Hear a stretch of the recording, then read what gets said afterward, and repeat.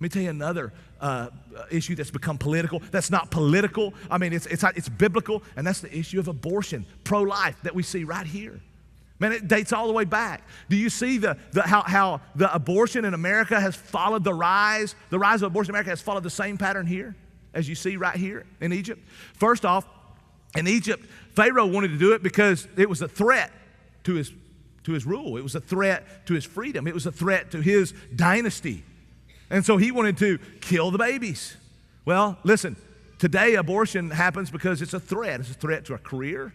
It's a threat to our freedom. It's a threat to all these different things in our lives. Then killing the babies became a national policy in Egypt when Pharaoh said, hey, I want all of Egypt to go out and kill all the babies' boys.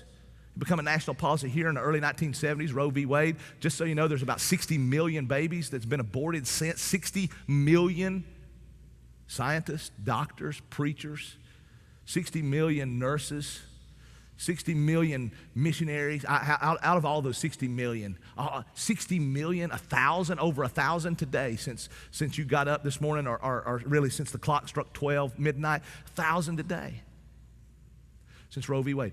We made it so convenient that, man, you can take a pill and do it. Listen, that's not honoring of God, folks. It's not. And here's what I want you to understand. When you come to church, we're going to talk about issues, and I appreciate you allowing us to talk about issues, and sometimes they hit me all in the face.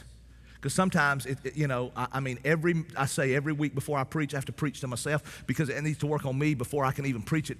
And so I'm preaching to all of us, and here's the issue. When I do that, please know that we're not talking about these things to point a finger. We're talking about these things to talk about God and God's grace. And I say that because many of you watching online, because we got people watching online from all over the world, and many of you watching online, you've experienced an abortion.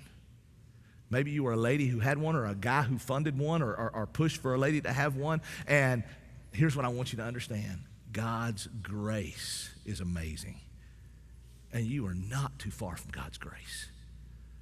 And I want you to, that's what the message I want you to hear, is that God's grace doesn't matter what you've done. We've got people in this congregation that have done. There is no sin, there is nothing you can imagine that people right here have not done. Nothing you can tell me surprises me any longer. When I was young, it might have. I might have, somebody could tell me something when I was young, and I might have went, oh, not today. People tell me something, I say, that's all you got? They come in all tore up. That's all you got? Really? God's grace covers. And so I want you to understand, if you're a lady, we want to help you with that. We don't point our finger. We want to help you, and we want to literally help you to understand God's grace in those issues. So come and talk to us.